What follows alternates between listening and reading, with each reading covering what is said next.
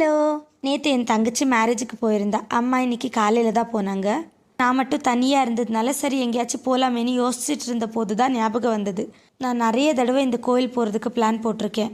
ஆனால் என்னால் போகவே முடியலை. இங்கே போகும்போது மட்டும் ஏதாச்சும் ஒரு ப்ராப்ளம் வந்துடும். ஃபைனலாக இன்றைக்கி கிளம்பிடலான்னு டிசைட் பண்ணி காலையில் எந்திரிச்சு வீட்டில் எல்லா வேலையும் முடிச்சுட்டு குளித்து பூஜை பண்ணி நான் என்னோட 2 கசின் சிஸ்டர்ஸும் கிளம்பிட்டோம். எங்கள் வீட்டில் இருந்து கோயிலுக்கு 30 கிலோமீட்டர்ஸ் இருக்குது. 3 பேரும் கொஞ்சம் தூரம் மாற்றி மாற்றி தான் வண்டி ஓட்டிகிட்டு இருந்தோம். சண்டே யாரும் இருக்க மாட்டாங்க நினச்சி தான் போனோம். அங்கே போய் பார்த்தா செம்ம ரஷ். ஆனாலும் நல்லபடியாக சாமியை பார்த்தோம். அப்புறம் கோவில்லையே பிரசாதம் இருந்தது. ஸோ எல்லோரும் அங்கேயே சாப்பிட்டு முடிச்சுட்டு வீட்டுக்கு கிளம்பிட்டோம்.